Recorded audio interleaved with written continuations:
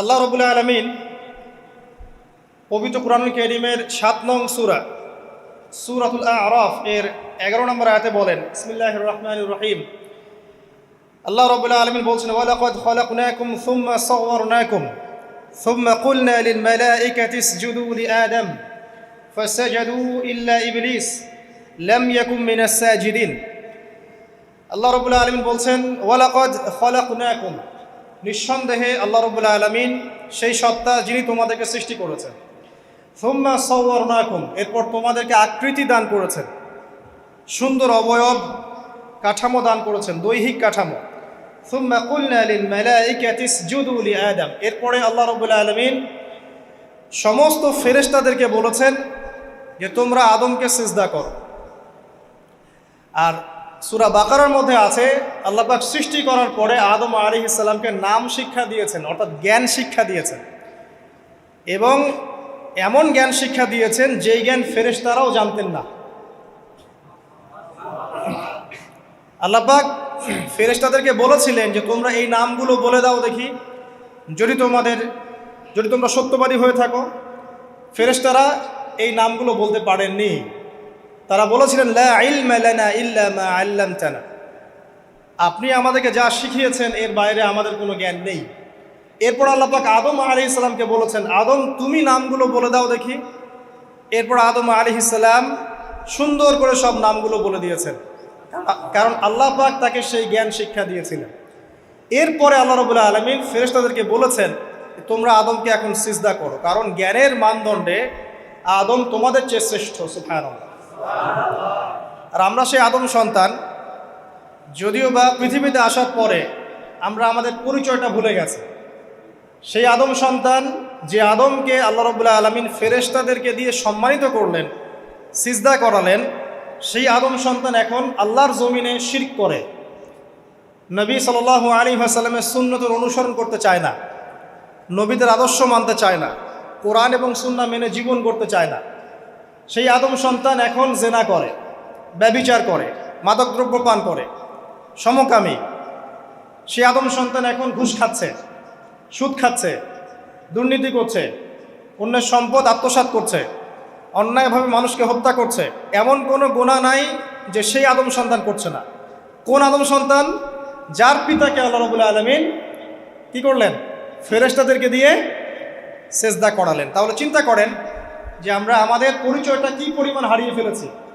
আমরা তো চেতনার কথা বলি না, শেকড়ের কথা বলি না, আমরা সংস্কৃতির কথা বলি না। এই কথাগুলো আমরা বলি। আমাদের সত্যিকারের চেতনা হচ্ছে ইসলামিক চেতনা। সত্যিকারের শেকড় হচ্ছে এই শেকড় যে আমরা আদম আলাইহিস সালামের সন্তান, যে আদমকে আল্লাহ রাব্বুল আলামিন ফেরেশতাদেরকে দিয়ে সেজদা করিয়েছেন জ্ঞানের কারণে। আজকে সেই আদম সন্তান দেখবেন জ্ঞান অর্জন করতে চায় না, দিনের জ্ঞান অর্জন করতে চায় না, দুনিয়ার জ্ঞান অর্জন করতে চায়, দিনের জ্ঞান অর্জন করতে চায় না। যে জ্ঞান তাকে পরকালে নাজাতের ওসিলা করবে, সেই কোরআনটুকু তিলাওয়াতও করতে চায় না, তিলাওয়াত করা শিখতেও চায় না, আগ্রহই নাই। তাহলে আমরা কি পরিমাণে আমাদের শেকড়টা ভুলে গেছি, চেতনা হারিয়ে ফেলেছি, আমাদের মূল সংস্কৃতি থেকে দূরে সরে আসছি। একটু চিন্তা করে সামনে যাই। আল্লাহ রাব্বুল আলামিন বলছেন, এরপর সুন্দর আকৃতি দিয়ে আদমকে আমি ফেরেশতাদেরকে দিয়ে সেজদা করালাম। ফাসাজাদু, সবাই সেজদা করলো, প্রত্যেকটা ফেরেশতাই কি করলো? সেজদা করলো। ইল্লা ইবলিস, কে সেজদা করলো না? ইবলিস।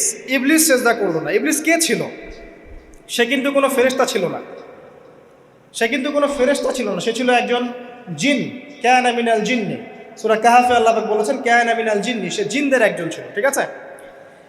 সে আল্লাহ রাব্বুল আলামিনের এত বেশি ইবাদত করেছিল যে আল্লাহ রাব্বুল আলামিন তাকে এক পর্যায়ে ফেরেশতাদের উপরে একটা দায়িত্বশীল বানিয়ে দিয়েছিল। ঠিক আছে? তো কিন্তু তার মনের ভিতরে একটা কিবর বা অহংকার ছিল, যে অহংকারের কারণে সে কিন্তু আল্লাহ পাকের এই নির্দেশটা পালন করলো না, লঙ্ঘন করলো। আমরা সামনে যাই। লাম ইয়াকুম মিনাস সাজিদিন, আল্লাহ পাক বলছেন সে সিজদাকারীদের অন্তর্ভুক্ত ছিল না। কে? ইবলিস। আচ্ছা, ক্বালা, আল্লাহ পাক এবার বলছেন, মা মানাআকা আল্লা তাসজুদা ইয আমারতুক। আল্লাহ পাক বলছেন, হে ইবলিস, কিসে তোমাকে নিষেধ করলো, কে তোমাকে বারণ করলো আদমকে সিজদা করতে, যাকে আমি সিজদা করার আদেশ করেছি? কি জন্য করলে না? সোজা কথায়, তুমি কি জন্য সেজদা করলে না আদমকে? মানে আঁকা, তোমাকে কে বারণ করলো? এবার ইবলিস তার দলিল পেশ করছে। সে বলছে যে ক্বালা আনা খায়রুম মিন, সে বলল আমি আদমের চাইতে উত্তম। আসসালাতু খায়রুম মিনান নাওম, এটা জানেন না? ঘুমের চেয়ে নামাজ উত্তম। ঠিক এভাবেই সে ইবলিস বলছে কি, আনা খায়রুম মিন, আমি তার চেয়ে উত্তম। কি কারণে উত্তম? খালাকতানি মিন নার ওয়া খালাকতাহু মিন তিন। হে আল্লাহ, আপনি আমাকে সৃষ্টি করেছেন আগুন দিয়ে, জিনদেরকে কি দিয়ে সৃষ্টি করা হয়েছে? আগুন দিয়ে। ফেরেশতাদেরকে কি দিয়ে? নূর দিয়ে। তাহলে এখানে প্রমাণ হলো যে ইবলিস কিন্তু ফেরেশতা নয়। আমাকে সৃষ্টি করেছেন আগুন দিয়ে, ওয়া খালাকতাহু মিন তিন, এবং আদমকে সৃষ্টি করেছেন তিন মানে কাদামাটি দিয়ে। তার মানে আগুন কাদামাটির চেয়ে সুপিরিয়র, বেশি মর্যাদা সম্পন্ন, ওর মানে কেয়া আছে আর কি। এই কারণে সে সিজদা করল না। এবার আল্লাহ রাব্বুল আলামিন বলছেন ক্বালা ফাহবিত মিনহা, ইবলিস এখান থেকে নেমে যাও। এটা কোন জায়গা? একদম মহাকাশের উপরে না, নাকি পৃথিবীতে? এটা 7 আসমানের উপরের ঘটনা। ইতিহাস শুরু হয়েছে মহাবিশ্বে। মানুষের অস্তিত্বও ছিল না, এমন একটা সময় চলে গেছে। মহাবিশ্বে কোটি কোটি বছর চলে গেছে যখন মানুষ বলতে কিচ্ছু ছিল না। ছিল না। অনেক পরে মানুষকে সৃষ্টি করা হয়েছে। তো এখন দুনিয়াতে মানুষের চলাচল দেখলে মনে হয় মহাবিশ্বে সে একাই আছে, আর কেউ নাই, তাই না? আচ্ছা, এটা দলিল কোরআনে আছে। সূরা দাহার 1 নম্বর আয়াত পড়ে দেখবেন, হাল আতা আলাল ইনসান হাইনুম মিনাদ দাহরি লাম ইয়াকুন শাইআম মাযকুরা। আল্লাহ পাক বলছেন মানুষের উপরে এমন সময় চলে গেছে যে মানুষ কোনো আলোচ্য বিষয় ছিল না, উল্লেখযোগ্য কোনো বিষয় ছিল না। তো সভ্যতার শুরুর ঘটনা হচ্ছে এটা, মানে মানব সভ্যতার একদম শুরুর শেকড়ের ঘটনা হচ্ছে এটা। একদম শুরুর চেতনা, শুরুর সংস্কৃতি শুরু হচ্ছে এখান থেকে। এবার ইবলিস বলছে আমি সেজদা করব না, বিকজ আমি তার চেয়ে সুপিরিয়র। আপনি তাকে সৃষ্টি করেছেন মাটি দিয়ে, আমাকে সৃষ্টি করেছেন আগুন দিয়ে, আমি তাকে সেজদা করব না। সে আল্লাহ পাকের আদেশ লঙ্ঘনই করলো না, বরং আল্লাহকে উল্টা একটা যুক্তি দেখালো যে আপনি ভুল, আমি ঠিক। নাউজুবিল্লাহ, আপনি আমাকে আদমকে সেজদা করতে বলছেন, এটাই ভুল, বরং উচিত হচ্ছে ও আমাকে সেজদা করবে। নাউজুবিল্লাহ। তো সে কিন্তু আবা ওয়াস্তাকবার, সে উদ্ধত হলো এবং অহংকারও প্রদর্শন করলো। আল্লাহ পাক বলছেন ক্বালা ফাহবিত মিনহা, এখন এখান থেকে নেমে যাও। এই জান্নাতি বলেন আর ওই ঊর্ধ্ব জগতই বলেন, সেখান থেকে তোমরা নেমে যাও, তুমি নেমে যাও। ফামা ইয়াকুনু লাকা আন তাতাকাব্বারা ফিহা, এখানে দাঁড়িয়ে তুমি অহংকার করবে এই অধিকার তোমাকে দেওয়া হয় নাই। সোজা কথায় আল্লাহ পাক বলছেন এখানে দাঁড়িয়ে তুমি অহংকার করবে এই অধিকার তোমাকে দেওয়া হয়নি। আল্লাহ পাক অহংকারীকে পছন্দ করেন না। অহংকারীদেরকে আল্লাহ পাক কিয়ামতের মাঠে পিঁপড়ার মতো উঠাবেন। তাদের আকৃতি মানুষের সমানও হবে না, ছোট ছোট কালো পিঁপড়ার মতো হবে, এবং অন্ধকার ওদেরকে ঢেকে নিবে। তো আমাদের মনে যাদের অহংকার আছে, আল্লাহর ওয়াস্তে অহংকার ছেড়ে দেই। অহংকার ইলমেরও থাকতে পারে। একজনের অনেক বড় ইলমি ডিগ্রি সার্টিফিকেট আছে, অমুক ফারেক তমুক ফারেক, অমুক মুহাদ্দিস অমুক মুফাসসির, ডাবল ডিগ্রি, এটার অহংকার থাকতে পারে, ঠিক আছে। আবার অনেকের টাকা পয়সার অহংকার থাকে, অনেকের ক্ষমতার অহংকার থাকে, আবার এখনকার মেয়েদের সৌন্দর্যের অহংকার থাকে, থাকে না? এক এক মানুষের এক একটা অহংকার। অহংকারের ডেফিনেশনটা কি? একজন সাহাবী নবী সাল্লাল্লাহু আলাইহি ওয়াসাল্লামকে বলছেন, ইয়া রাসূলুল্লাহ, আমি পছন্দ করি আমার গায়ের পোশাকটা সুন্দর হোক, আমার জুতা সুন্দর হোক, ঠিক আছে, আমার সুগন্ধি ভালো হোক, দামি হোক। এটা কি অহংকারের পরিচয়? নবী সাল্লাল্লাহু আলাইহি ওয়াসাল্লাম বলছেন না, এটা অহংকারের পরিচয় নয়। বরং অহংকারের পরিচয় হচ্ছে অন্য মানুষকে তুচ্ছ তাচ্ছিল্য করা এক, আর দুই হচ্ছে সত্যকে প্রত্যাখ্যান করা। মনে থাকবে অহংকারের সংজ্ঞা কি? এক, অন্য মানুষকে তুচ্ছ তাচ্ছিল্য করা, আর দুই, সত্যকে প্রত্যাখ্যান করা। এখন সত্য কি? আইনস্টাইনের থিওরি সত্য, নাকি পিথাগোরাসের উপপাদ্যই সত্য, নাকি আমাদের পশ্চিমারা যে সেকুলারিজম, কমিউনিজম, ডেমোক্রেসি ইত্যাদি ইত্যাদি, ন্যাশনালিজম এগুলো দিয়ে দিয়েছে মতবাদগুলো, এগুলোই চূড়ান্ত সত্য?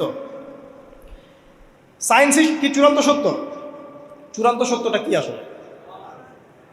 এক কথায় সূরা কাহফের 29 নম্বর আয়াতে সত্যের সংজ্ঞা আছে। কত নম্বর আয়াতে?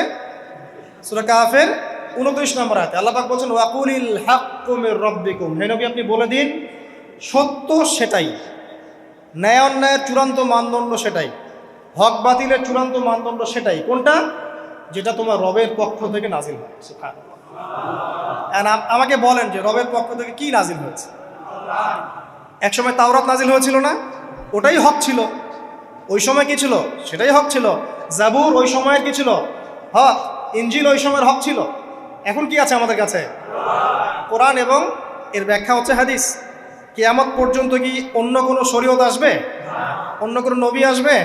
কেউ যদি বলে যে অমুকে নবী হবে, সে কি মুসলিম না কাফের? তাহলে কোনো সন্দেহ আছে? যদি কেউ দাবি করে যে মুহাম্মদ সাল্লাল্লাহু আলাইহি ওয়াসাল্লাম শেষ নবী নন, আরও নবী আসতে পারে, নাউজুবিল্লাহ, এবং এই কুফরি আকীদায় বিশ্বাসীকে কেউ যদি কাফের মনে না করে, সেও কাফের হয়ে যেতে পারে। বুঝতে পারছেন? আসেন, তো অহংকারের সংজ্ঞাটা আমরা জেনে নিলাম যে সত্যকে প্রত্যাখ্যান করা, আল্লাহর ওহীকে প্রত্যাখ্যান করা, মানে কোরআন এবং সুন্নাহ থেকে সরে আসা, এটাকে মিথ্যা মনে করা, বা অন্য কোনো মতবাদকে কোরআন সুন্নাহর সমকক্ষ মনে করলেও কুফরি হয়ে যাবে। এরকম মনে করে অন্য একটা মতদর্শ, একটা দর্শন, একটা ফিলোসফিক্যাল থট বা একটা স্কুল অফ থট কোরআন সুন্নাহর চেয়ে ভালো নয়, কিন্তু কোরআন সুন্নাহর সমমানের, এটাও যদি কেউ মনে করে, কাফের। কথা কি বুঝতে পারছেন? এটা হচ্ছে অ্যাবসলিউট ট্রুথ, মানে এটা সত্যের একদম সর্বোচ্চ স্টেজ, এর উপরে আর কিছু নাই। ভুলে গেছিলাম ভাই। আচ্ছা, এবার আসেন, আমরা অহংকারের সংজ্ঞা জানলাম, সত্যের সংজ্ঞাও জানলাম। এখানে ইবলিস কি করছে? সে অহংকার প্রদর্শন করছে। সে আল্লাহকে বলছে আপনি ভুল, আমি ঠিক। আদমকে সে তুচ্ছ তাচ্ছিল্য করলো এবং সত্যকে প্রত্যাখ্যান করলো, দুটোই কিন্তু ইবলিস করলো এখানে। আসেন, আল্লাহ পাক বলছেন ফাখরুজ, এখান থেকে বের হয়ে যাও হতভাগ। ফাখরুজ মানে উখরুজ মানে বের হও, অতএব ফাখরুজ, এখান থেকে বের হয়ে যাও। ইন্নাকা মিনাস সাগিরিন, তোমার অহংকার করার কোনো সুযোগ নেই এখানে, তুমি তো ছোট পুত্র। ইন্নাকা মিনাস সাগিরিন, সাগির মানে কি? তুমি এখান থেকে, তুমি বের হয়ে যাও এখান থেকে, তুমি একজন ক্ষুদ্র সত্তা, তোমার এখানে অহংকার করার কিচ্ছু নাই। কলা, এবার ইবলিস বলছে, এই জায়গাগুলো খুব ভালো করে শোনেন, আমাদের লেকচারের আসল জায়গায় কিন্তু যাবে ওই দিকে। যদি আড়াইটা পর্যন্ত লেকচারটি কোনো সমস্যা আছে? আচ্ছা, তাহলে বসে থাকেন, খাওয়া দাওয়া করে আসছেন তো? আচ্ছা, কলা, এবার ইবলিস বলছে আনজিরনি, শোনেন, ইবলিস বলছে আনজিরনি, হে আল্লাহ আমাকে অবকাশ দিন। কি বলছে? আমাকে অবকাশ দিন। ইলা ইয়াউমি ইউবআসুন, যেই দিন আপনি কিয়ামত ঘটাবেন, যেই দিন সবাইকে পুনরুত্থিত করবেন, ওই দিন পর্যন্ত আমাকে অবকাশ দিন। সূরা বাকারায় আছে, অন্য সূরা আছে, রব্বি আনজিরনি ইলা ইয়াউমি ইউবআসুন। ইবলিস বলছে হে আমার রব। কি বলছে ইবলিস? হে আমার রব। ইবলিস কি তাহলে আস্তিক না নাস্তিক? কথা বলেন, ইবলিস কি আস্তিক না নাস্তিক? আস্তিক। ইবলিস বলছে যে ইয়া রব্বি, রব্বি হে আমার রব, হে আমার প্রতিপালক। আল্লাহকে ইবলিস বলছে হে আমার প্রতিপালক, আনজিরনি আমাকে অবকাশ দিন, ইলা ইয়াউমি ইউবআসুন, কিয়ামত দিবস পর্যন্ত, বা যেদিন আপনি পুরো মানব জাতিকে উঠাবেন কবর থেকে, আবার ওই দিন পর্যন্ত আমাকে অবকাশ দিন। তার মানে কিয়ামত যে হবে এটা নতুন করে লেখা হয় নাই, সভ্যতায় হিস্ট্রির শুরু থেকেই কিয়ামত ছিল। কথা বুঝতে পারছেন? ফেরেশতারাও জানতেন যে একদিন মহাবিশ্ব ধ্বংস হয়ে যাবে। যখন পৃথিবীতে মানুষকে পাঠানো হয়নি তার আগেই ফেরেশতারা জানতেন, আল্লাহ পাকের ইলমে ছিল এবং তিনি এটা ফয়সালা করে দিয়েছিলেন যে একদিন এই পুরো মহাবিশ্বই ধ্বংস হয়ে যাবে। ইবলিস আগে থেকে জানতো যে কিয়ামত হবে, এই জন্য সে বলছে আমাকে কিয়ামত পর্যন্ত অবকাশ দিন। আল্লাহ পাক এবার কি বলছেন দেখেন, ইবলিস আল্লাহর কাছে চাইলো, আল্লাহ পাক তাও তাকে ফেরত দিলেন না। আর আমরা আল্লাহর কাছে চাইতে এখন হতাশা হয়ে যায় না, দোয়া করতে থাকি আর বলি যে আমার দোয়া তো কবুল হচ্ছে না। আর যে ইবলিস একটা জিনিস চাইলো, আল্লাহ পাক বললেন ক্বালা ইন্নাকা মিনাল মুনজারিন, যাও তুমি অবকাশপ্রাপ্তদের একজন, তোমাকে অবকাশ দেয়া হলো। এক কথায় তোমার দোয়া কবুল করা হয়েছে, তোমার অবকাশ তোমাকে দেয়া হলো, কারণ আল্লাহ পাক এটা পরীক্ষা করবেন ইবলিসকে দিয়ে, মানব জাতিকে। ক্বালা, এবার ইবলিসের চ্যালেঞ্জ শোনেন, এটাই আমাদের আজকের লেকচারের মূল পয়েন্ট। এই জায়গা থেকে ইবলিস চ্যালেঞ্জ করছে। কি চ্যালেঞ্জ করছে? ফাবিমা আগওয়াইতানি, হে আল্লাহ আপনি যে কারণে আমাকে বিচ্যুত করলেন, মানে আমি আমার যে কৃতকর্মের কারণে আপনার রহমত থেকে বঞ্চিত হয়ে গেলাম, ঠিক আছে, লাআকুদান্না লাহুম সিরাতাকাল মুস্তাকিম, আমি সেই আদমের এবং আদমের সন্তানের সরল পথে ওত পেতে বসে থাকব। কথাটা ভালো করে বোঝেন, ইবলিস চ্যালেঞ্জ করলো কাকে? আল্লাহকে। যে কারণে আল্লাহ আপনি আমাকে বহিষ্কার করলেন, এখন আমি কি করব? আমি এই আদম সন্তানের সরল পথে, আপনাকে পাওয়ার এই পথের আনাচে কানাচে আমি ওত পেতে বসে থাকব। কি জন্য বসে থাকব? যাতে করে আমি আদম সন্তানকে বিচ্যুত করতে পারি। শুধু তাই নয়, সে আরো বলছে সুম্মা লাআতিয়ান্নাহুম, আমি শুধু বসেই থাকবো না, আমি আদম সন্তানের কাছে আসব। মিন বাইনি আইদিহিম, তার সামন থেকে আসব। ওয়া মিন খালফিহিম, আদম সন্তানের পিছন থেকে আসব।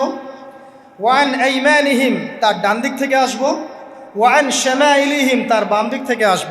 ওয়ালা তাজিদু আকসারাহুম শাকিরিন, আল্লাহ পাক আপনি তাদের বেশিরভাগকেই শুকরগুজার পাবেন না। কথা কি ক্লিয়ার না? কোনো সমস্যা? ইবলিস কি চ্যালেঞ্জ করলো? আমি শুধু বসেই থাকবো না, ডান দিক থেকে আসব, বাম দিক থেকে আসব, সামন থেকে আসব, পিছন থেকে আসব, আমি আদম সন্তানকে পথভ্রষ্ট করেই ছাড়ব, আপনি আদম সন্তানের বেশিরভাগকে পথভ্রষ্ট পাবেন। ইবলিসের কথার কি বাস্তব প্রতিফলন দেখা যায় এখন সমাজে? বেশিরভাগ মানুষ নামাজ পড়ে না পড়ে না? বেশিরভাগ মানুষ সুদ খায় না খায় না? বেশিরভাগ যুব সমাজ জেনা করতেছে না করতেছে না? বেশিরভাগ লোক মাদক খাচ্ছে না খাচ্ছে না? পৃথিবীর কোনো জায়গায় আল্লাহর বিধান আছে কি নাই? দুই একটা জায়গায় আছে আই ওয়াশ, শোডাউন। বেশিরভাগ নারী পর্দায় চলে না চলে না? বেশিরভাগ মানুষ রোজা রাখে না রাখে না? বেশিরভাগ মানুষ যাকাত দেয় কি দেয় না? তাহলে ইবলিস যে বললো আপনি বেশিরভাগকেই শুকরগুজার পাবেন না, বেশিরভাগ মানুষ পরকালের স্বার্থে কাজ করে না দুনিয়ার স্বার্থে কাজ করে? কতজন মানুষ আল্লাহ পাকের দ্বীনটাকে প্রচার প্রসার প্রতিষ্ঠার কথা বলে বা কোরআন সুন্নাহর কথাগুলো মেনে চলে? কতজন মানুষ? বেশিরভাগ লোক মেনে চলে। তাহলে ইবলিস কি সফল না ব্যর্থ? ইবলিসের চ্যালেঞ্জ কি সফল না ব্যর্থ? ইবলিসের কথা সে কিন্তু অক্ষর অক্ষরে পালন করেছে। আর এই ইবলিসকে আল্লাহ পাক কেন পৃথিবীতে নিয়েছেন? আমাদেরকে পরীক্ষা করার জন্য, যেন আমরা এই সর্বপথ থেকে বিচ্যুত না হই। সামনে যান, আরো কঠিন কথা আছে। ক্বাল আখরুজ মিনহা, আল্লাহ পাক বলছেন এখান থেকে বের হয়ে যাও। মাযউমান মাদহুরা, একদম অপদস্থ লাঞ্ছিত হয়ে এখান থেকে বের হয়ে যাও।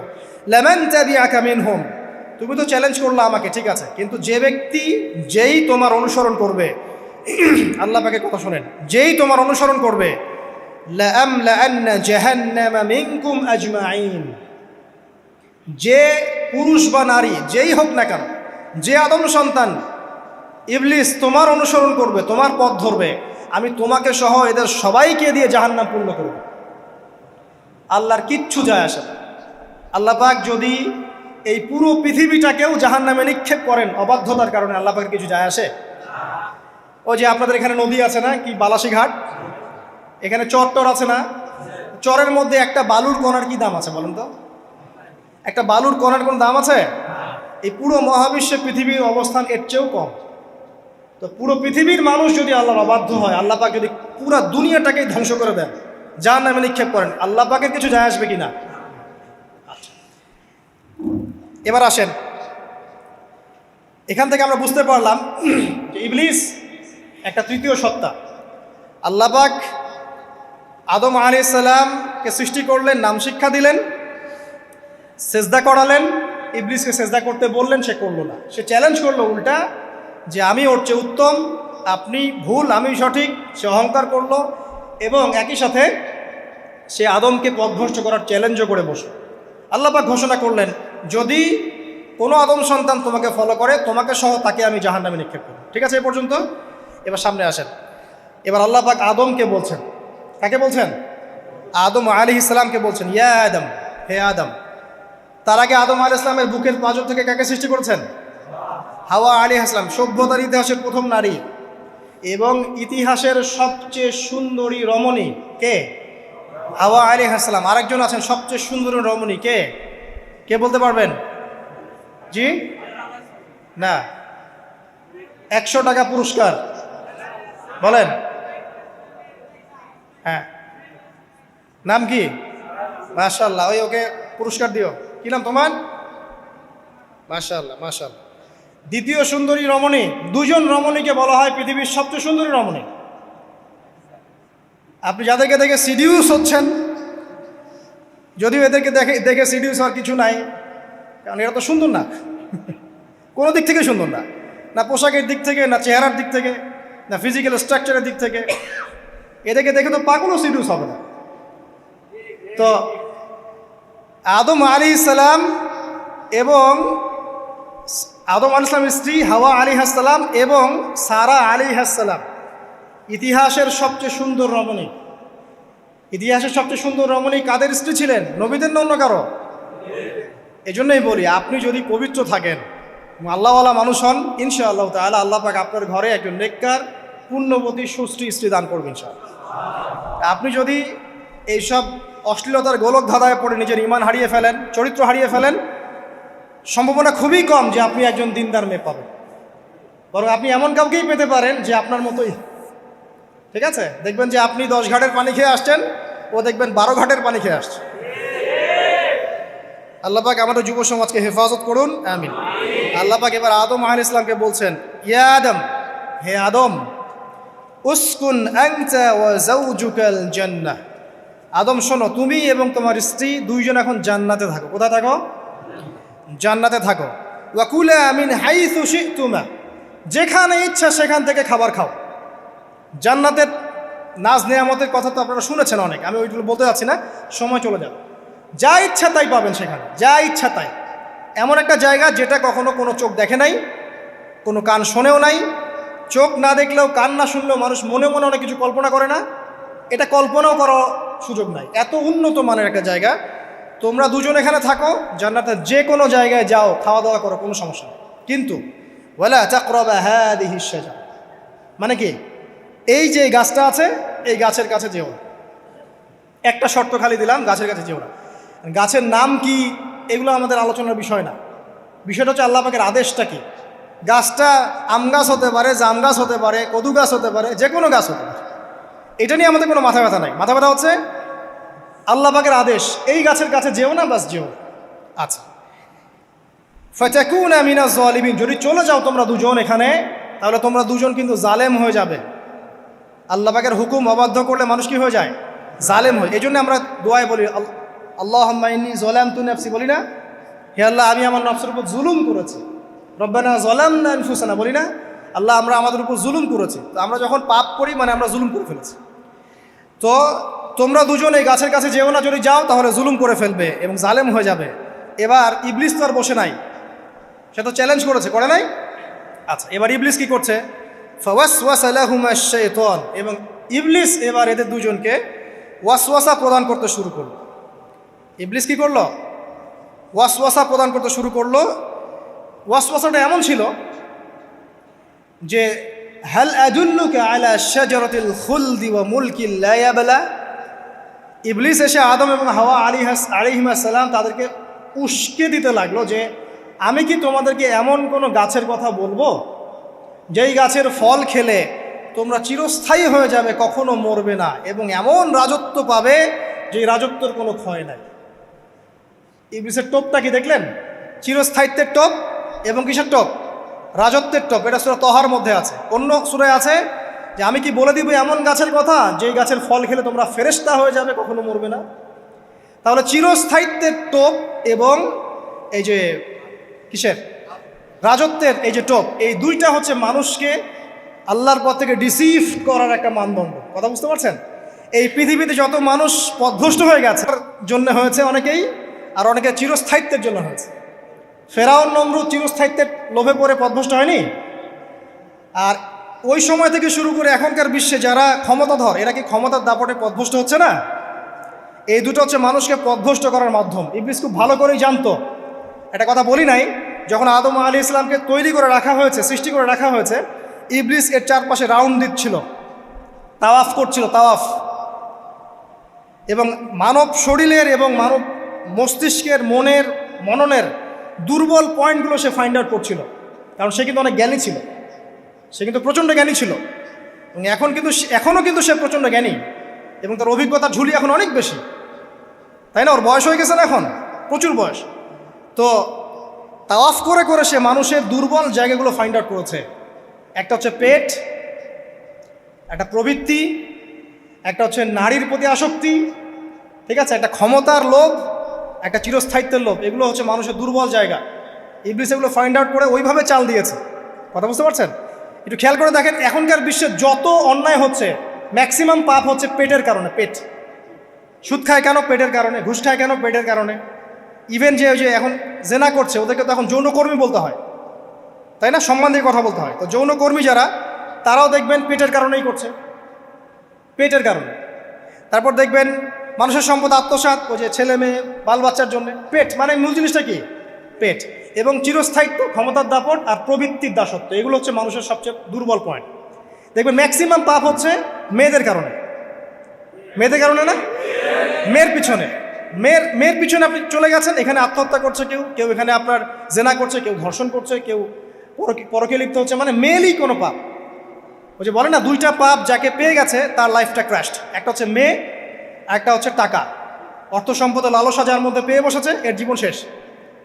আর যার মেয়ের নেশা আছে, মেয়ের নেশা যার মধ্যে আছে, এর জীবন শেষ। একে আপনি হেদায়েতের পথে আনতে পারবেন না ইল্লা মাশা আল্লাহ, আল্লাহ পাক যদি না চান। আসেন, ইবলিস তাওয়াফ করছিল এবং সে কিন্তু টোপ দিল, চিরস্থায়িত্বের টোপ দিল। এবং কিসের টোপ দিল? ফেরেশতা হয়ে যাবে, অমর হয়ে যাবে। এবার আমাদের পিতামাতা আদম এবং হাওয়া আলাইহিস সালাম তারা কিন্তু ফল খেয়ে ফেললেন। আর এটা এমন নয় একবার ওয়াসওয়াসা দিয়েছে বাস খেয়ে ফেলেছেন, এমন নয়। কন্টিনিউয়াসলি সেই কাজটা করেছে। একটা মানুষ যখন জেনা করে, ইবলিস কি একবার এসে বললেই কেউ জেনা করে ফেলে? আস্তে আস্তে কিন্তু মানুষ জেনার পথে যায়। ওই যে প্রথমে একদিন, অনেক দিন একটা লেকচার দিয়েছিলাম না, প্রথমে গার্লফ্রেন্ড বয়ফ্রেন্ড একটা সম্পর্ক হয়, তাই না? তারপর কথাবার্তা হয়, মোবাইল ফোন এক্সচেঞ্জ করে, নোট এক্সচেঞ্জ করে, কফি খায়, আস্তে আস্তে ডেটিংয়ে যায়, পরে দেখবেন এক পর্যায়ে গিয়ে জেনা। এভাবে। আর যারা ধর্ষক, এতে ডাইরেক্ট অ্যাকশন, এত সময় নাই, ডাইরেক্ট। তো ইবলিস প্রতিটা পাপ মানুষকে ধাপে ধাপে করায়। দেখবেন ইবলিস এখানেও কিন্তু আমাদের পিতামাতাকে ধাপে ধাপে ওইদিকে নিয়ে গিয়েছিল। এবার আসেন, আমাদের পিতামাতা ফল খেয়ে ফেললেন, এই জায়গাটা খুব ভালো করে বোঝেন। এই ফল খাওয়াটা আল্লাহর অবাধ্যতা না। আল্লাহ পাক বলেছিলেন না যে জালেম হয়ে যাবে, আল্লাহ পাকের অবাধ্য হলেন। অবাধ্যতার ফলাফলটা কি হলো এবার শোনেন। আমরা সবাই জানি অবাধ্যতার ফলাফল কি, আল্লাহ পাক জান্নাত থেকে নামিয়ে দিয়েছেন, তাই তো? এর আগে আরেকটা ফলাফল হয়েছে। এই ফলাফলের সাথে আমাদের বর্তমান সময়কার যে ইস্যুটা চলছে, পোশাক, নারী, সংস্কৃতি, হাবিজাবি, হ্যাঁ, বেহায়াপনা, বেলাল্লাপনা, এই ইস্যুটা এখানে জড়িত। এটা আমারও বুঝতে এবং খুঁজে পেতে সময় লেগেছে। আমরা সবাই পড়েছি স্টুডেন্ট লাইফে, আদম এবং হাওয়া আলাইহিস সালাম আদেশ লঙ্ঘন করেছেন, সাথে সাথে আল্লাহ পাক জান্নাত থেকে কি করেছেন? নামিয়ে দিয়েছেন। ইবলিসকেও নামিয়ে দিয়েছেন, তারপরে হায়াত দিয়েছেন, এখানে পরীক্ষা করছেন, এই তো।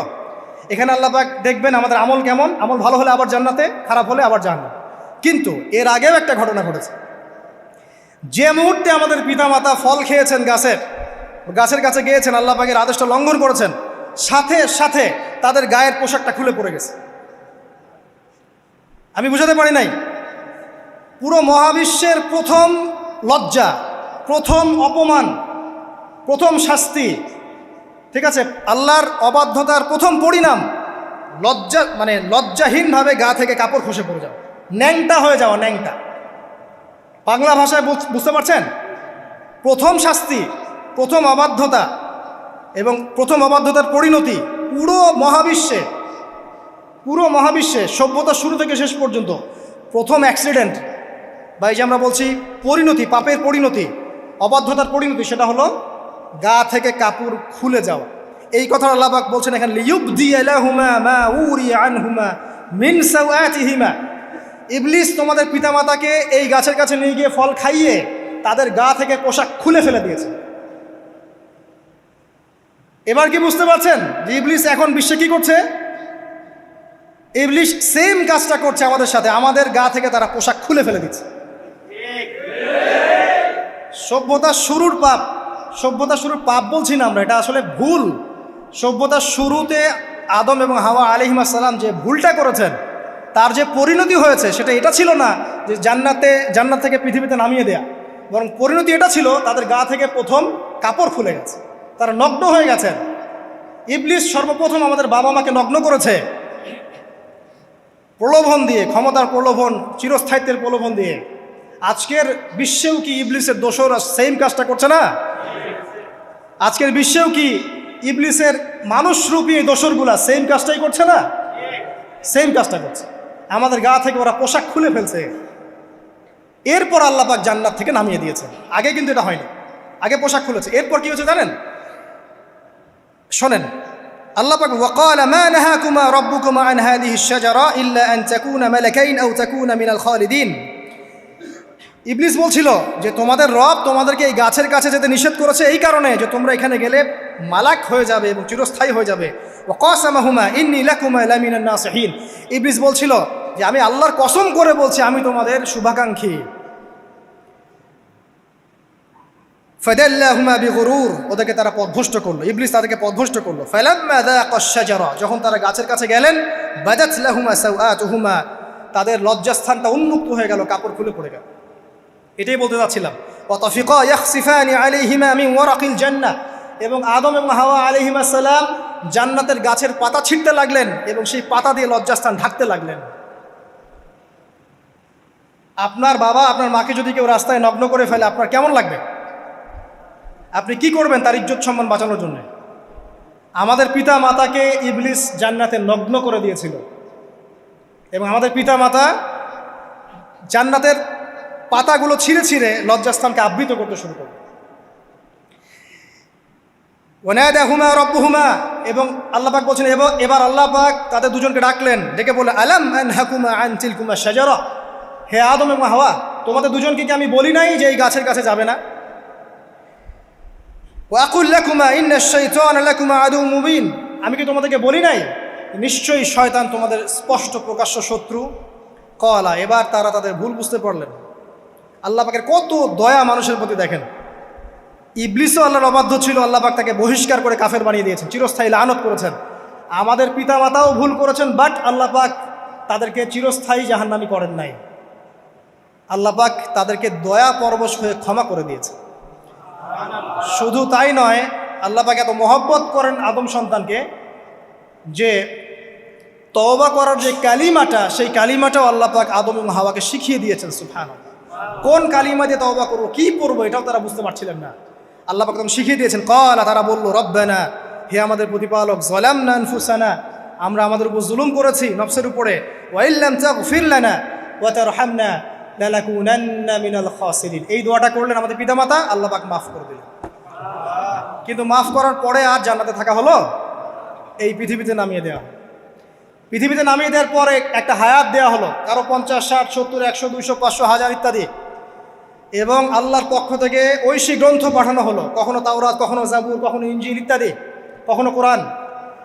শর্ত দেয়া হলো যারা আল্লাহ পাকের এই ঐশী গ্রন্থগুলো মেনে চলবে তারা ইনশাআল্লাহ আবার মৃত্যুর পর সেই জান্নাতে ফিরে যাবে যেখান থেকে তারা বহিষ্কৃত হয়েছে।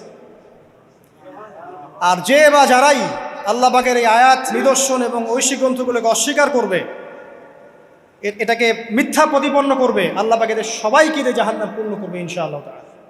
আল্লাহ পাক এটাও বলেছেন যে আল্লাহ পাক ওয়ালাকাদ যারানা লি জাহান্নামা কাসীরাম মিনাল জিন্নি ওয়াল ইনস, আল্লাহ পাক বহু মানুষ আর জিনকে দিয়ে জাহান্নাম পূর্ণ করবেন।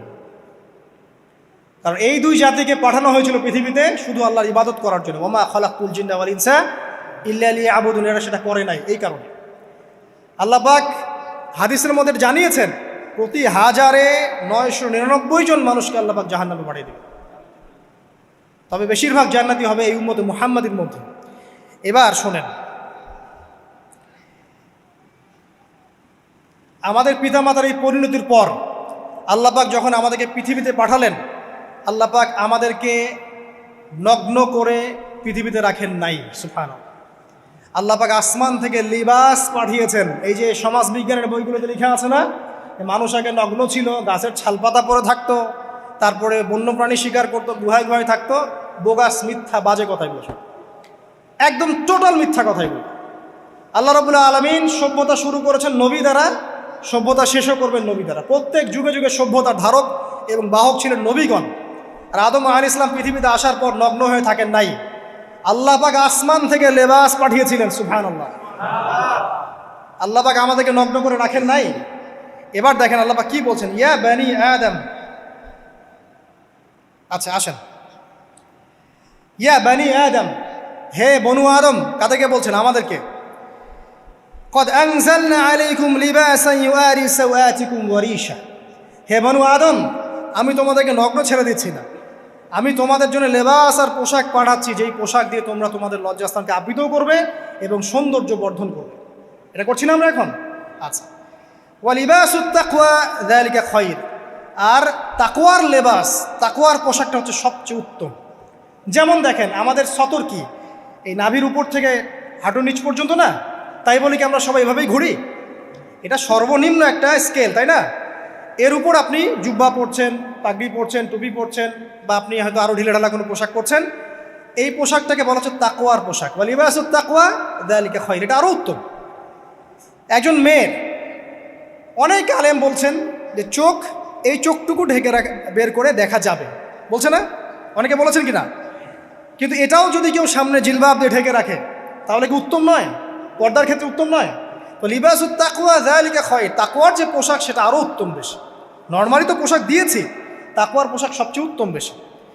আল্লাহ পাকের একটা সতর্কবাণী শোনেন এবার। যালিকা মিন আয়াতিল্লাহ, এই পোশাকটা আল্লাহ পাকের নিদর্শন। পোশাকটা কি? আল্লাহ পাকের নিদর্শন। লাআল্লাকুম ইয়াযাক্কারুন, যাতে করে তোমরা স্মরণ করতে পারো। কি স্মরণ করব? ওই যে আমাদের পিতামাতাকে নগ্ন করে দিয়েছে ইবলিস, এটা মনে রাখতে পারো তোমরা, এটা আল্লাহ পাকের নিদর্শন।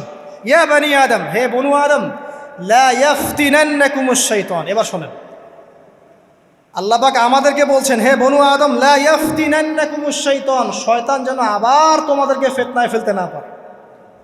পৃথিবীতে তোমরা থাকবে, শয়তানের বহু দোসর তোমাদের সামনে থাকবে, ডানে বামে, যে ডান থেকে আসবে, বাম থেকে আসবে, হ্যাঁ, সামন পিছন থেকে আসবে, মিডিয়ার মধ্যে দিয়ে তোমাদের ঘরে ঘরে ঢুকে যাবে শয়তানের দোসর।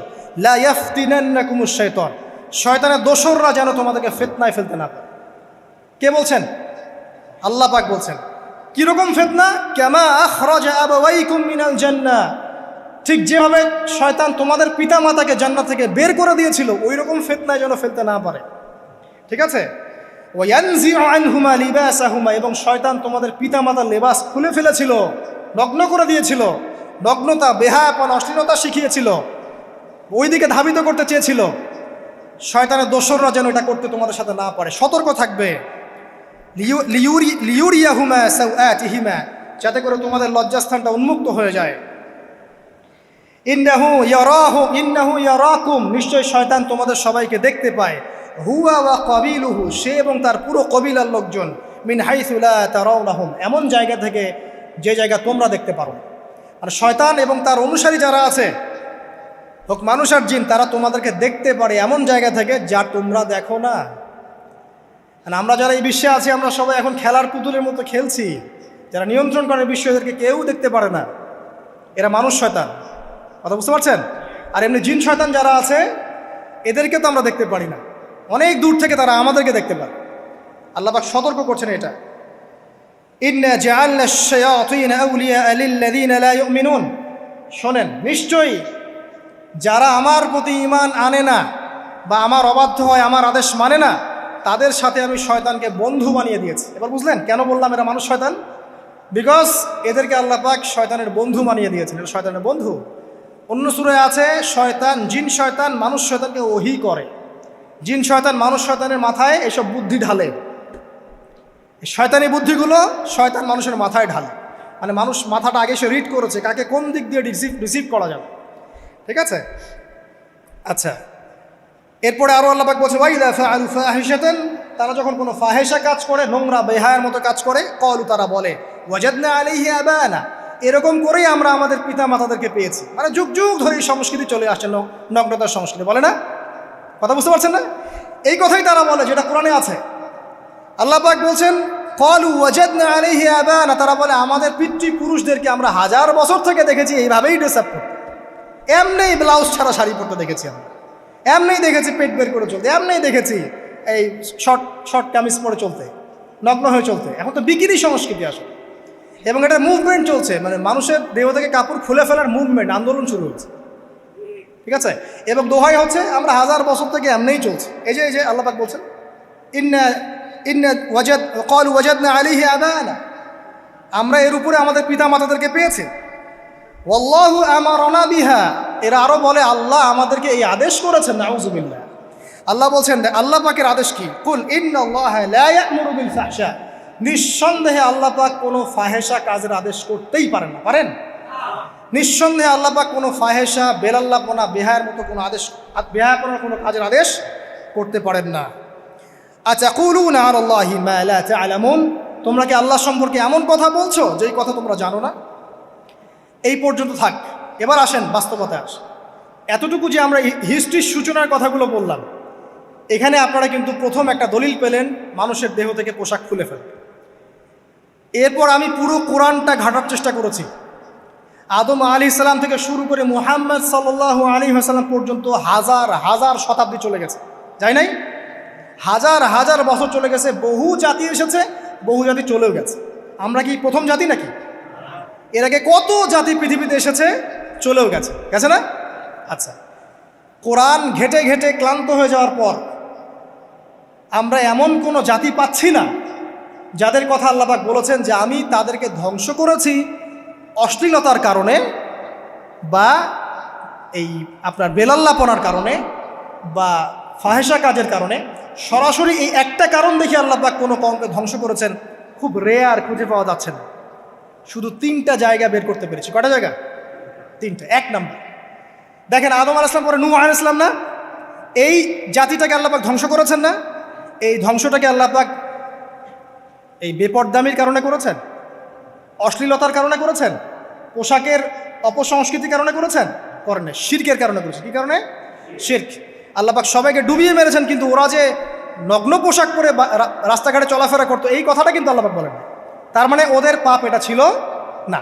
এরপর ইব্রাহিম আলাইহিস সালামের কওম কি এই কারণে ধ্বংস হয়েছে? অশ্লীলতার কারণে ধ্বংস হয়েছে? বেহায়াপনার কারণে ধ্বংস হয়েছে? নগ্নতার সংস্কৃতির অপচর্চার কারণে ধ্বংস হয়েছে? না। শিরকের কারণে। আদ জাতি এই কারণে? না। সামুদ জাতি এই কারণে? না। একটা জাতি পাওয়া যায়, তার নাম কওমে লূত। কি নাম? কওমে লূত। এই লূত কওম ছিল সমকামী। তারা মেয়েদের সাথে বিবাহ বন্ধনে আবদ্ধ হতো না, বরং ছেলেদের ছেলে ছেলে জেনা করতো না। এই একটা জাতি পাচ্ছি ইতিহাসে যারা অশ্লীলতার কারণে, ফাহেসা কাজের কারণে, সমকামিতার কারণে, নোংরামির কারণে আল্লাহ পাক পুরো উপরে উঠিয়ে নিচে নামিয়ে ধসিয়ে দিয়েছে। এই একটা জাতি পেলাম। আর একটা জাতি পাওয়া যায়, তার নাম হচ্ছে বানু ইসরাইল। কি নাম? বানু ইসরাইল। আল্লাহ রাসূল সাল্লাল্লাহু আলাইহি ওয়াসাল্লাম বলছেন যে তোমরা দুনিয়া থেকে বেঁচে থাকো এবং নারীর ফিতনা থেকে বেঁচে থাকো। কারণ বানু ইসরাইল মানে মূসা আলাইহিস সালামের যে কওম ছিল, এই কওমের মধ্যে প্রথম ফিতনা দেখা দিয়েছিল মেয়েদের ব্যাপারে। এই একটা পেলাম যে মেয়েদের কারণে, বেহায়াপনার কারণে, অশ্লীল পোশাকের কারণে, নগ্নতার কারণে একটা সভ্যতাকে আল্লাহ পাক শাস্তি দিয়েছে। 2টা পাওয়া গেল, ঠিক আছে?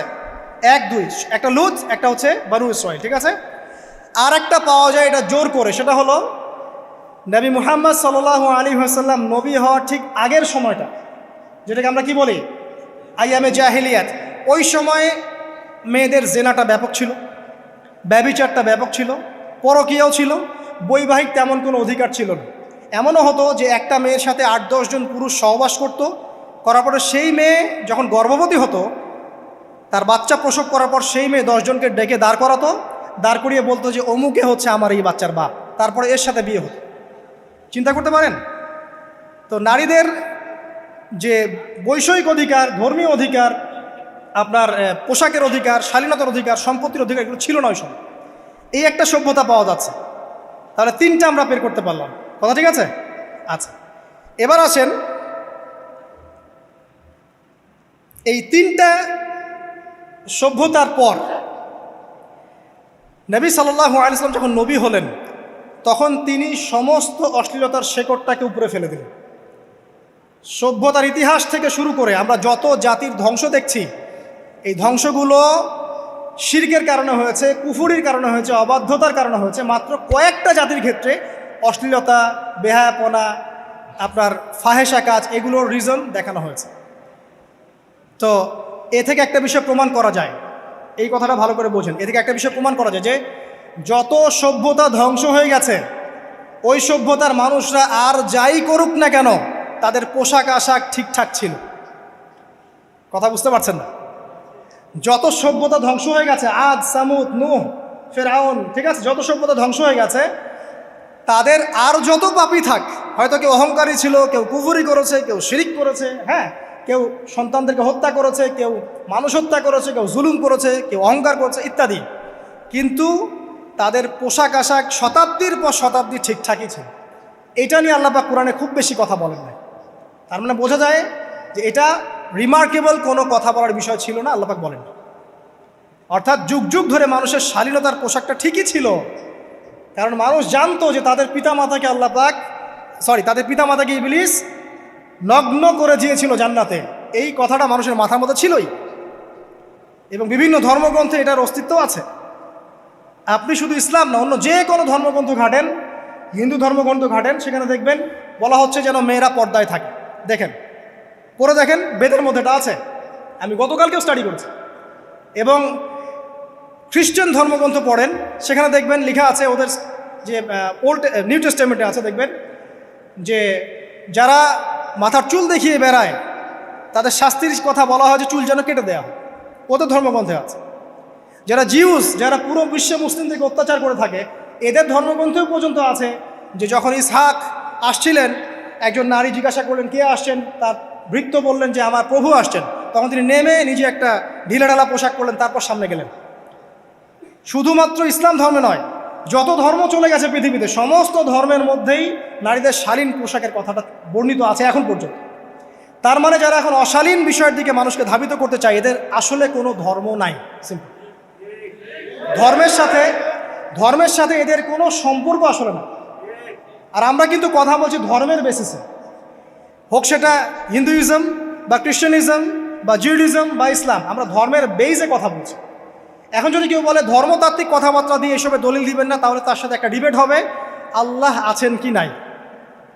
যদি আমরা ডিবেটে জয়লাভ করি হ্যাঁ আল্লাহ বলে একজন আছেন, তাহলে আল্লাহ পাকের বিধান কোনটা, এখন চলমান সর্বশেষ বিধান কোনটা, এটাতে আসতে হবে ডিবেট 1 আল্লাহ আছে কি নাই, ডিবেট 2 আল্লাহ পাকের সর্বশেষ ধর্মগ্রন্থ কোনটা।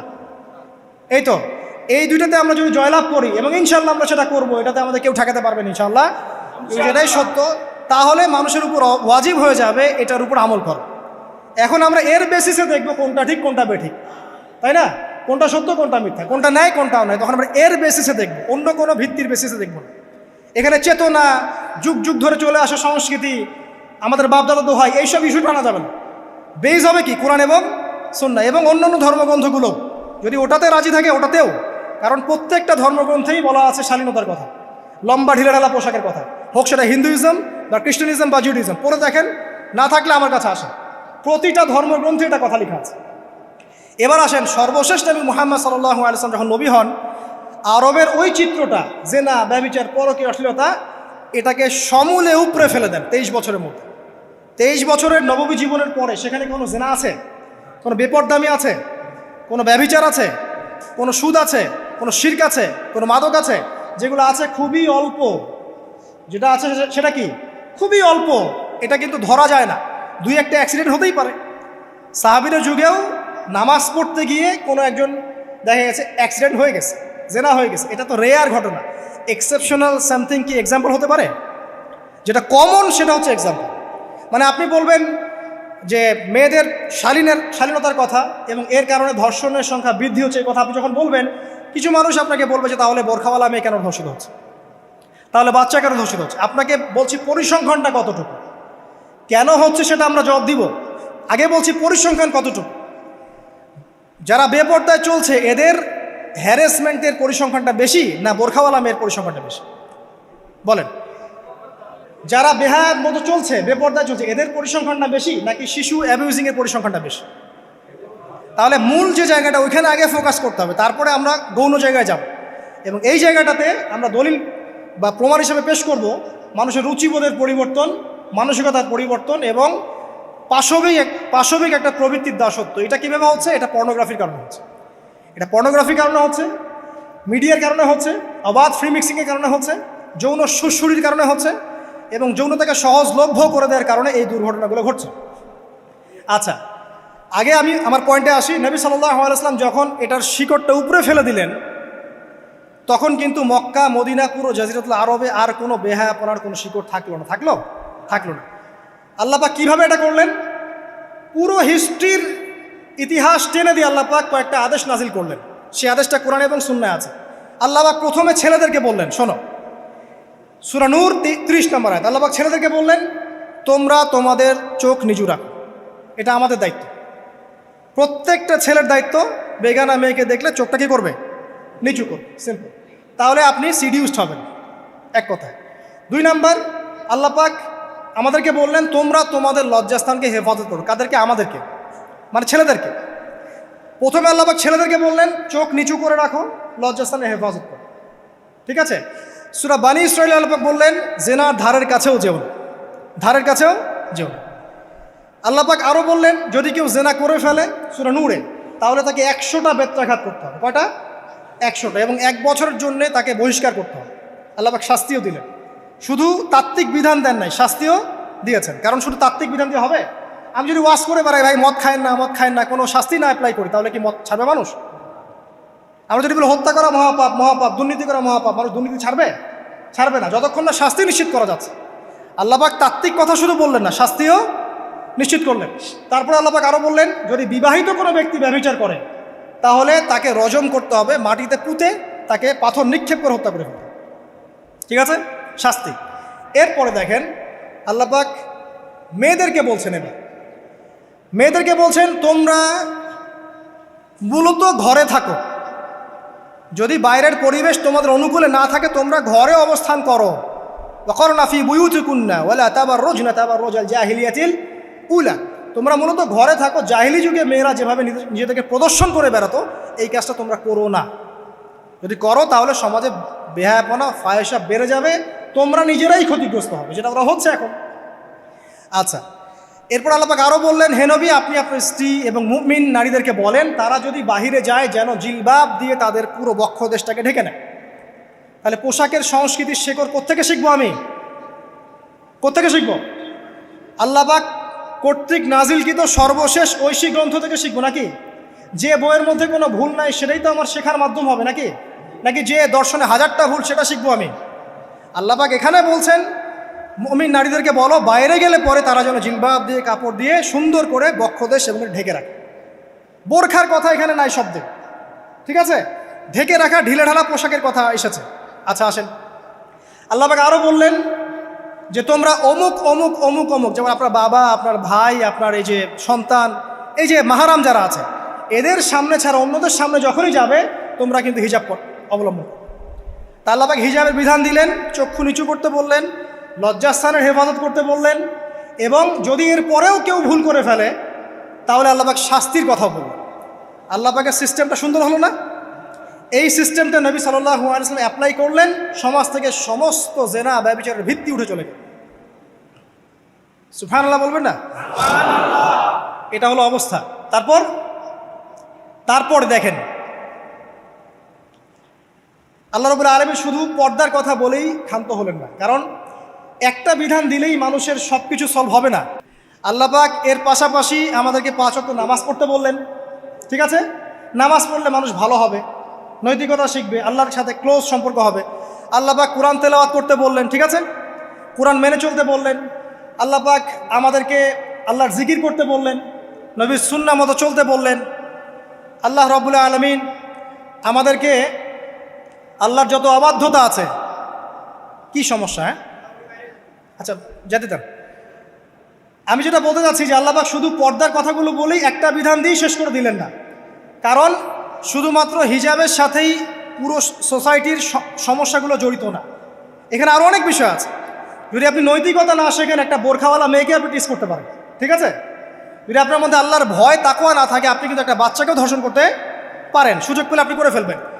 আপনার মধ্যে আল্লাহর ভয় না থাকলে আপনি কিন্তু গোপনে জেনা করতে পারেন বা পর্ন দেখতে পারেন। তাই আল্লাহ পাক শুধু হিজাবের বিধানটা দিয়েই ক্ষান্ত হলেন না, আল্লাহ পাক আনুষঙ্গিক আরও অনেক কথা বললেন যে তোমরা পবিত্র হও, বেশি বেশি আল্লাহর জিকির করো, 5 ওয়াক্ত সালাত নামাজে পড়ো, কোরআন তেলাওয়াত করো, নবীর সুন্নাহ মেনে চলো, দিনই কাজে ব্যস্ত থাকো, সৎ কাজের আদেশ করো, অসৎ কাজে নিষেধ করো। মানে এই সবগুলো কাজ যখন একসাথে হবে আপনার মনটা কী হবে? পবিত্র হবে, আপনার মনের মধ্যে আল্লাহর নূর চলে আসবে। আপনার মনে আল্লাহর নূর চলে আসবে, তখন এইসব অন্ধকার বা এই যে জাহেলিয়াতগুলো আপনার কাছে ভালো লাগবে না। যখন আপনার ইন্টারনাল যে সোলটা আছে এটা যখন এনলাইটমেন্ট হবে আল্লাহর নূর দিয়ে, তখন আপনার কাছে এইসব হারাম প্রিমিক্সিং, হারাম পরকিয়া, আপনার জেনা, আপনার ব্যভিচার, পর্ন এগুলো বিভীষিকাময় মনে হবে, আপনার কাছে ভালো লাগবে না। আল্লাহ পাক অন্তর্জগৎটা পরিবর্তন করার জন্য আমাদেরকে এই সিস্টেমগুলো দিলেন। শুধু হিজাবই করবে not this is not necessary, এর সাথে আরও অনেক বিষয় থাকবে, নামাজ, রোজা, হজ, জাকাত, হ্যাঁ হজ, ওমরা, তাজকিয়া, জিকির আজগার, কোরআন তেলাওয়াত, আমর বিল মারুফ নাহি আনিল মুনকার সব একত্রিত হবে, আবার হিজাবও চলবে। এরপরে যদি কেউ সীমা লঙ্ঘন করে শাস্তিও আছে। পুরো সিস্টেমটা সুন্দর না? এই সিস্টেমটা যখন আল্লাহ পাক তার রাসূল মুহাম্মদ সাল্লাল্লাহু আলাইহি ওয়াসাল্লামের মাধ্যমে লঞ্চ করলেন আরবের মধ্যে, আরবে না কোনো জেনা থাকলো, না কোনো ব্যভিচার, না কোনো মাদক, না কোনো পর্ন, না কোনো এই যে নারীর অবমাননা, কিছুই থাকলো। একটা মেয়ে 300 মাইল দূর থেকে এসে একা হজ করে চলে যায়, তো কেউ তার দিকে তাকাতো না। এমন যুগ চলে গেছে। মহিলা সাহাবী রণকৌশল মানে যুদ্ধের বর্ম পরে উহুদে যুদ্ধ করেছেন, কেউ তার দিকে তাকায়নি। তাকিয়েছে? তাকায়নি। এখন ওই যুগটা আপনি দেখেন, রাসূল সাল্লাল্লাহু আলাইহি ওয়াসাল্লামের যুগ, আবু বকর সিদ্দিক, ওমর ইবনুল খাত্তাব, ওসমান আলী, এই খোলাফায়ে রাশেদা স্বর্ণযুগটাকে আপনি দেখেন। ওই যুগে আপনি রেপের হার কত পার্সেন্ট মহিলা রেপ হয়েছে? ওই যুগে কত পার্সেন্ট মেয়ে জেনায় লিপ্ত হয়েছে? ওই যুগে কত পার্সেন্ট ছেলে মেয়ে ধর্ষণ করেছে? ওই যুগে কত পার্সেন্ট নারীর শ্লীলতাহানি হয়েছে? কত পার্সেন্ট নারীকে টিজ করা হয়েছে? কত পার্সেন্ট মেয়েকে মার্ডার করা হয়েছে? কত পার্সেন্ট মেয়েকে যৌতুকের জন্য চাপ দেওয়া হয়েছে? একটু পরিসংখ্যানটা দেখেন আমাদেরকে। সভ্যতা করতে লাফাচ্ছেন। ওই সভ্যতায় যা হয়ে গেছে, নবী সাল্লাল্লাহু আলাইহি ওয়াসাল্লাম থেকে শুরু করে খোলাফায়ে রাশেদুল যুগে যা হয়েছে, এই পার্সেন্টেজগুলোর সাথে বর্তমান পার্সেন্টেজকে মিলবে? ওই যুগে রেয়ার জেনা 2-1টা হয়েছে। মদ খেয়েছে মানুষ রেয়ার কয়েকজন, মানুষ ব্যভিচার করেছে রেয়ারলি 2-4 জন, 100 বছরে 2-4 জন। ওই যুগে দেখবেন মানুষ পরকীয়ার নামই জানতো না, সমকামিতা কী জিনিস মানুষ জানতোই না, শর্ট পোশাক, বিকিনি সংস্কৃতি কি মানুষ জানতো না। ঠিক আছে, আনকভার ইউ, এই যে মুভমেন্ট চলছে, এগুলোর মানে কি মানুষ জানতো না। জানতো? ওই যুগে কি মুসলিমরা পিছিয়ে ছিল? জ্ঞান বলেন, বিজ্ঞান বলেন, অর্থনীতি বলেন, রাজনীতি বলেন, সমরনীতি বলেন, অস্ত্রশস্ত্র বলেন, কোনো সেক্টরে কি মুসলিমরা তখন পিছিয়ে ছিল কি না? উত্তর দেন, পিছিয়ে ছিল না। তাহলে স্বর্ণযুগ আমরা কোনটাকে বলবো? এই বর্তমান দাজ্জালীয় সভ্যতাকে স্বর্ণযুগ বলবো, নাকি খোলাফায়ে রাশেদার এবং নবী সাল্লাল্লাহু আলাইহি ওয়াসাল্লাম রেখে যাওয়া যুগটাকে স্বর্ণযুগ বলবো? তাহলে ওই যুগ যদি স্বর্ণযুগ হয়, তাহলে ওই যুগের সুন্নাহ এ যুগে অ্যাপ্লাই করতে হবে না? তাহলে ওই যুগের সমস্যা যেমন দূর হয়েছে, এই যুগের সমস্যা দূর হবে না? এই সহজ বাংলা কথাটা বললে কি আমরা মৌলবাদী হয়ে যাব? এই সহজ বাংলা কথা বুঝতে গিয়ে কি আমি ধর্মান্ধ হয়ে যাব, ব্যাকডেটেড হয়ে যাব? এই কথাটা আমরা বলতে এখন সাহস পাই না। কি কারণে? সভ্যতার ইতিহাস ঘেটে দেখেন, ওই সভ্যতাই ছিল জ্ঞানে, শিল্পে, অস্ত্রে, প্রযুক্তিতে, অর্থনীতিতে মুসলিমরা একদম স্বর্ণ শিখরে। কোনো একজন মুসলিমকে হত্যা করার কেউ সাহস করেছিল? একজন মুসলিম নারীকে ধর্ষণ করার কেউ সাহস করেছে? একজন মুসলিম শিশুকে কেউ বোম মেরে হত্যা করেছিল? আজকে বিশ্বের দিকে আপনি তাকিয়ে দেখেন, শত শত নারী ধর্ষিত হচ্ছে, শত শত বোমা মেরে আমাদের বাচ্চাদেরকে হত্যা করা হচ্ছে, মুসলিমদেরকে পুরো ডমিনেট করা হচ্ছে। আজকে রাজনৈতিক নিয়ন্ত্রণ, অর্থনৈতিক নিয়ন্ত্রণ, পলিটিক্যাল, আপনার সোশ্যাল মিডিয়া, প্রযুক্তি যা আছে সব নিয়ন্ত্রণ পশ্চিমাদের হাতে, সমস্ত নিয়ন্ত্রণ তাদের হাতে। এই যে পালাবদল হলো সময়ের, এটা কেন হলো? বিকজ 1 নাম্বার ইস্যু হচ্ছে আমরা কোরআন এবং সুন্নাহ থেকে দূরে সরে আসছি। 2 নাম্বার, আমরা শয়তানের সেই ধোকায় পড়ে গেছে, যে ধোকা থেকে আমরা বেরোতে পারিনি, আল্লাহ পাক সতর্ক থাকতে বলেছিলেন। 3 নাম্বার, আমরা ইলম চর্চা ছেড়ে দিয়েছি। 4 নাম্বার, হক কথা বলাও ছেড়ে দিয়েছে। 5 নাম্বার, সৎ কাজের আদেশ, অসৎ কাজের নিষেধ ঠিকঠাক মতো হচ্ছে না। 6 নাম্বার, দেখেন আমরা জানি যারা আমল ঠিক মতো করছি না। 7 নাম্বার, আমরা বকধার্মিক হয়েছে, বকধার্মিক, খালি নামাজ, রোজা, হজ, যাকাত আর তসবির মধ্যে ইসলাম, বাকি কোনো জায়গায় ইসলাম নাই, কোনো জায়গায় ইসলাম নাই। সমস্যা এগুলা দেখবেন পরিবারের কাঠামো ভেঙে যাচ্ছে। আমরা কোরআন সুন্নাহকে হাতে নিয়ে ওয়ার্ল্ডকে চ্যালেঞ্জ করতে পারি নাই, ডিল করতে পারি নাই, এবং পশ্চিমা এবং অন্যান্য সভ্যতার যে নোংরা মতাদর্শগুলো আছে এগুলোকে ঢালাওভাবে আমরা গ্রহণ করেছি, এবং আস্তে আস্তে আস্তে আস্তে পুরো মুসলিম বিশ্বে এগুলো ছড়িয়ে গেছে। এখন আপনি পেপার পত্রিকা খুললে দেখবেন 4টা 5টা 10টা ধর্ষণ, এই মেয়ে রেপ, এই মেয়ে ডাকাতি, ওইখানে হত্যা, এখানে যৌতুক, এখানে অমুক তমুক, সুদ, ঘুষ, জেনা, ব্যভিচার, নিত্য নৈমিত্তিক ব্যাপার। কারো এগুলো নিয়ে কোনো মাথা ব্যথাও নাই, এগুলো খুব সিম্পল সাধারণ ব্যাপার এখন আমাদের কাছে।